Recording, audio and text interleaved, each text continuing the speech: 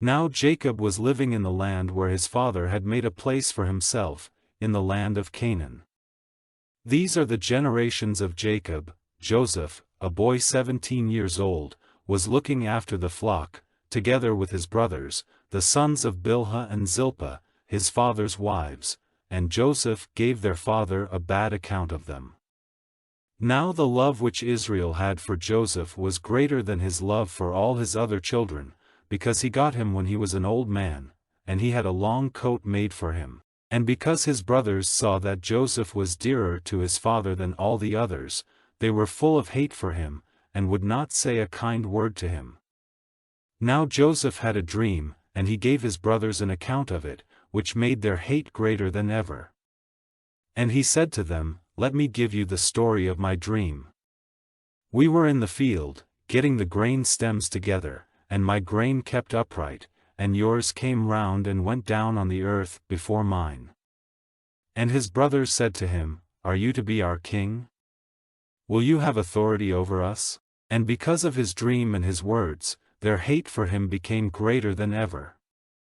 Then he had another dream, and gave his brothers an account of it, saying, "I have had another dream, the sun and the moon and 11 stars gave honor to me." And he gave word of it to his father and his brothers, but his father protesting said, "What sort of a dream is this?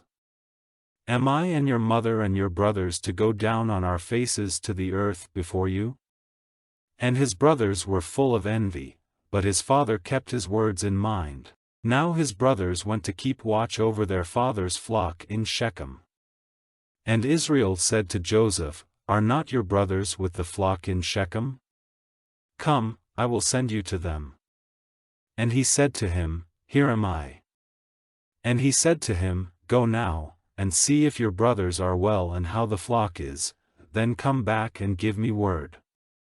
So he sent him out of the valley of Hebron, and he came to Shechem. And a man saw him wandering in the country, and said to him, "What are you looking for?"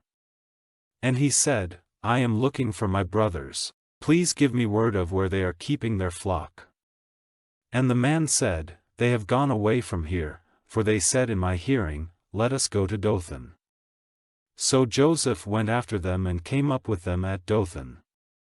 But they saw him when he was a long way off, and before he came near them they made a secret design against him to put him to death, saying to one another, "See, here comes this dreamer. Let us now put him to death and put his body into one of these holes, and we will say, 'An evil beast has put him to death,' then we will see what becomes of his dreams." But Reuben, hearing these words, got him out of their hands, saying, "Let us not take his life. Do not put him to a violent death, but let him be placed in one of the holes." This he said to keep him safe from their hands, with the purpose of taking him back to his father again. So when Joseph came to his brothers, they took off his long coat which he had on, and they took him and put him in the hole. Now the hole had no water in it. Then seating themselves, they took their meal, and looking up, they saw a traveling band of Ishmaelites, coming from Gilead on their way to Egypt, with spices and perfumes on their camels. And Judah said to his brothers, "What profit is there in putting our brother to death and covering up his blood? Let us give him to these Ishmaelites for a price, and let us not put violent hands on him, for he is our brother, our flesh." And his brothers gave ear to him. And some traders from Midian went by, so pulling Joseph up out of the hole, they gave him to the Ishmaelites for 20 bits of silver, and they took him to Egypt. Now when Reuben came back to the hole, Joseph was not there, and giving signs of grief, he went back to his brothers, and said, "The child is gone, what am I to do?"